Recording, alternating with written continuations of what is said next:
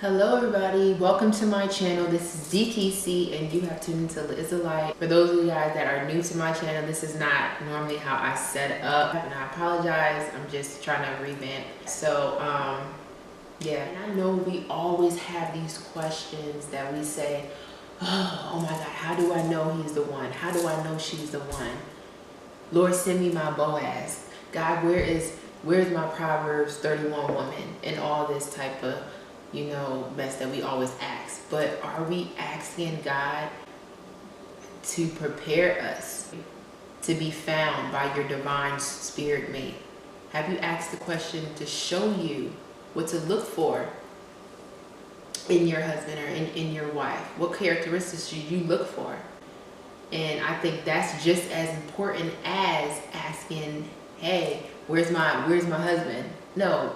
God, show me. God, present to me who's my divine husband. God, reveal to me what am I supposed to look for in a husband? What am I supposed to look for in a wife? God, prepare me to be a wife. Prepare me to be a husband. Because if God sends you, your wife, your spirit mate, or he allows your husband to find you, what are you going to do when you get that person? How are you going to be able to handle that if you're not prepared, if you don't know? So this message is important to not just knowing who the one is and who your husband, who your wife is, but also understanding how to prepare yourself to be the one, to be found. So I have two scriptures that I want to look at in mind, and I want to first and foremost jump into the very beginning in Genesis where it's Adam and Eve. So Genesis 2, chapter 21. So the Lord caused the man to fall into a deep sleep. While he was sleeping, he took one of the man's ribs and closed up a place with flesh. Then the Lord made a woman from the rib he had taken out of the man, and he brought her to the man. The man said, "This is now bone of my bone, flesh of my flesh. She shall be called woman, for she was taken out of the man. For this reason, a man will leave his father and his mother and be united to his wife, and they will become one flesh. The man and his wife were both naked, and they felt no shame." Okay. So fellas, let's start here with this scripture in mind that I just read. How do you know she's the one? So with that being said, fellas, going back to the scripture in Genesis, what I just read on, that in order to know that she's the one and she's the wife, right? Adam had a revelation of her. And what is a revelation? It's the act of revealing. It's the act of revealing, knowing that she's the one, that she's my wife. And I say that because it says, when the man woke up from the sleep, he said, like, whoa, this is bone of my bone, flesh of my flesh.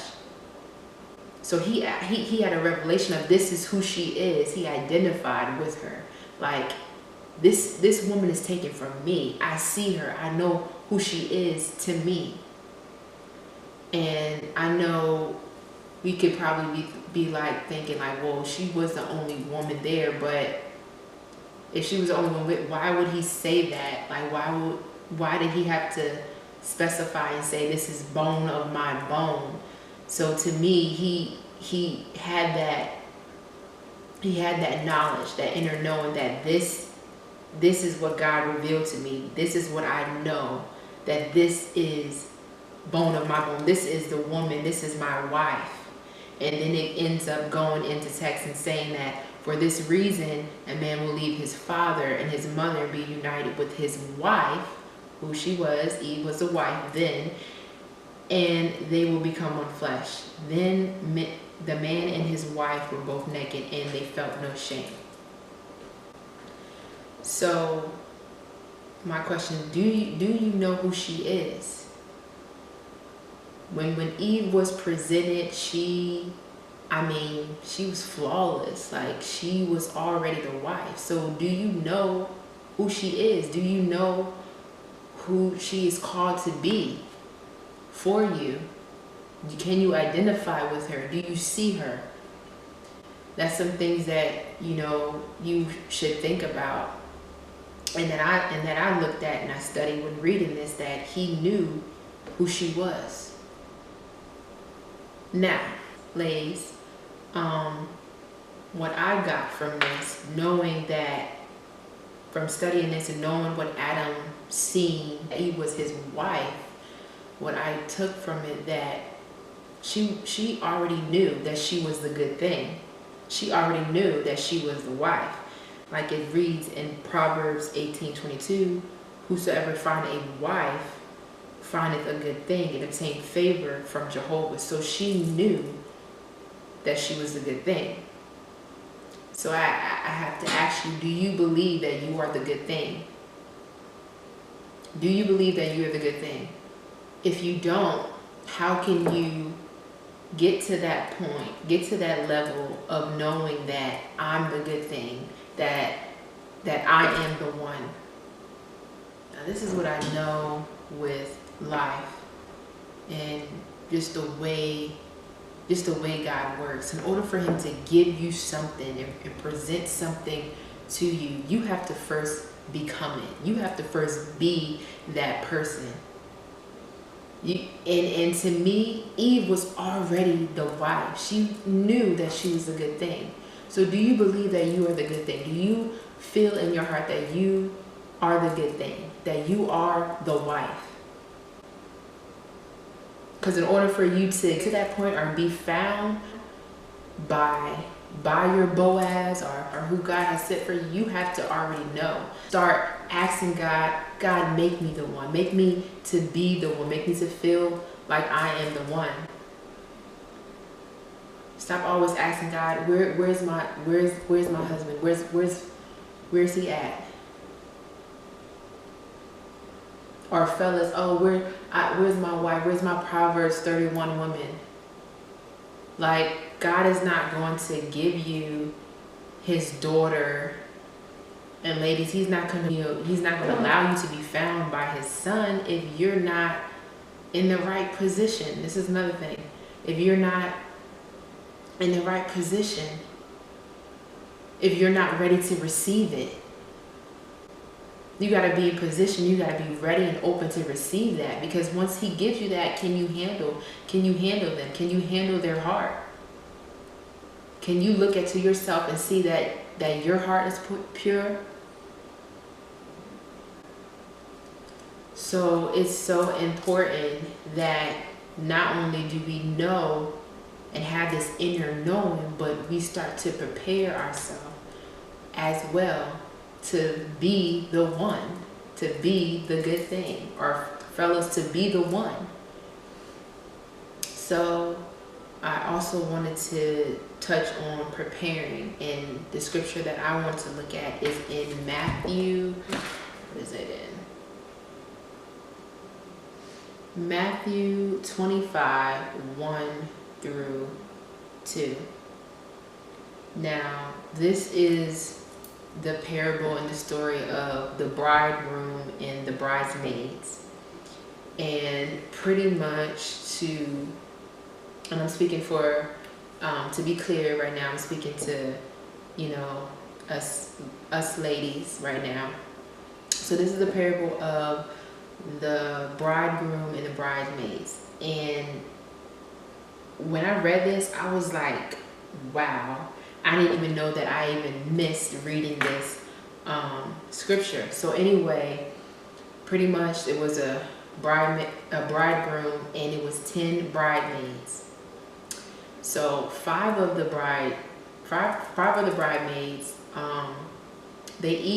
all of them each were giving a lamp with oil, and pretty much they had to prepare and wait and wait and wait until the bridegroom came, you know, to marry them or whatever. So anyway, the other 5, you know, took their oil, you know, and just was doing whatever, you know, having a good time, out there partying, maybe just being really reckless, not really preserving their oil until the time comes.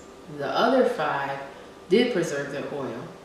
And so it was getting to that time where they knew that, you know, the bridegroom is coming, so we got to get ready now. After they went out and had their good time, they're like, look, I got to get ready now. So they asked the other 5, hey, can I use some of your oil? Like, can you mind sharing? And the other 5 was just like, I'm sorry, like, I don't know what to tell you, but you can go down there to the corner store and you can go here and get you some more oil before he comes back. And that's all I can do, because I'm not going to have enough oil for the both of us. And if I give you oil, then I'm going to run out of oil. And I've been waiting and preserving this oil. So she told him to go off to the corner store and, you know, you can get you some oil over there and hurry up back. So they left. By the time they got back, the bridegroom had showed up and took the other bridesmaids away, and, you know, they got married and whatever. And the other bridesmaids was like, oh my gosh, that he showed up, you know, what happened? So they're banging on the door, you know, hey, you know, you left us, like, I'm here, like, you know, I got my oil, I'm here, I'm ready. And the bridegroom opened the door and pretty much was like, I don't know you. Sorry, I don't know you. And that was it. And, you know, I'm touching on this subject. Yes, this parable is about getting ready and preparing yourself, especially, you know, when the Lord is coming. But it's also relevant to this topic as well, to prepare yourself to be a wife. And not just, you know, be out here and just be reckless and just doing whatever, but waiting on God. You know, it's about waiting on the Lord, waiting on God's promise as well. So that's why it's kind of relevant to this, you know, subject as well, because how are you preparing yourself to be a wife, to be found? What are you doing? And I remember I had a conversation as well with one of my friends, and we was talking about relationships, and we was talking about, you know, finding the one. And, you know, she was saying, yeah, I want to be married, I want to be a wife and all this stuff. And I'm listening to her, and we was talking about relationships, we was talking about stuff. And I said to her, like, you know what? It makes sense, you know, even this parable of the 10 virgins, it makes sense, because when I look at marriage and, you know, at the wedding, and the bridegroom is automatically there, ready. Like, he's ready, he is sitting there, prepared, waiting on you. He's waiting on us. You know, the bride is always the last person coming in, because we got to do our hair, we got to do our makeup, we got to make sure our dress is right, we got to make sure everything right, and then everybody stops to look at us. But the bridegroom is already there at the beginning, waiting for you to come down the aisles. So I said, yes, you want to be married, all this stuff, but look, I painted that picture to her. I said, you know, you got to get ready. You got to prepare yourself, because if God sends you his son, like, how are you going to handle him? You can't possibly say that I want a God-fearing man, or fellas, I want a God-fearing woman, I want a Proverbs 31 woman, I want my Boaz, but you don't pray. You don't know how to seek God. You're not filling yourself up spiritually. You're not building yourself. You're not learning anything. Like, you just want God to just present to you who the one is, but when you get it, you're not going to be able to handle that. And so that's why I first say, in order for you to receive the one, in order for you to find the one, you have to first be the one. Fellas, you have to be the one. Ladies, you have to know that you are the good thing. I am the one. You can say that to yourself. I am the one. I am the good thing. So you got to get prepared. And another great aspect to the bridegroom being there, waiting for us to come down the aisles, I also think about what to look for in a godly man. And I was asking about that, and I was praying, and I was asking God, what do I look for? What is the first thing? So, going back to the scripture that I read in the beginning, which is in Genesis. In the beginning, you find that God, created the heavens and the earth, and he created Adam. Adam had a purpose, and he had an assignment. He had a job. He had an assignment to name all the animals and everything, and the beasts and the fields and everything. And what I took from that scripture and learned from studying it is that Adam was in the presence of God. Not only did he have a purpose, he worked, he was in the presence of God. He had a relationship with God. Being in the presence of God means that you have a relationship with God. So ladies, don't just go to the extent of, oh, he's a nice person, he's saved, and he's nice. No, does he have a relationship with God? Being in the presence with God means that you have a relationship with God. You know God. How do you expect to be in a relationship with me when, one, you don't even know God? You don't love yourself. You don't have a relationship with God. You don't love God. So how do you expect to love me? How do you expect to give me what I need? So does he have a relationship with God? Is he in the presence of God? That's how you know. And is he working? Is he working in his purpose? And I'm telling you all this because I want you to get an idea of a kingdom relationship looks like. I'm not talking about just, a regular, a relationship and I like you and good qualities in a man, good qualities in a woman. I'm talking about purpose relationship. I'm talking about divine relationships. I'm talking about kingdom building relationships here. Helps you in this area of understanding who the one is and what God says in his word about a man that finds a wife, ladies, being a wife. I probably will do another video about a Proverbs 31 woman just to kind of explain a little bit more in depth about it, because it's just so much to that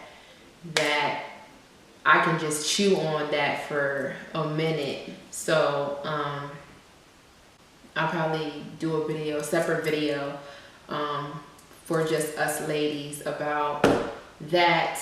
But I hope this video helps you, and I hope you understand a little bit more about finding a one, looking for qualities in a one, and really starting to ask God to prepare you to be the one and to know that you are the one, that you are the good thing. So I hope you take that from this message. Make sure you go ahead and post your notes. I want to see what you learned. Let me know if you have any questions. You can comment them below. Post your notes. What did you take from this message? What did you learn? And maybe you can share some of your notes with me so I can learn some information as well. So let's just spread love. I hope that you have a blessed one, and thanks for tuning in. Always remember that lit is the light, you're the light, and God is in you. This is DeeKeesee. Peace. See you guys next time. Thanks for tuning in and watching.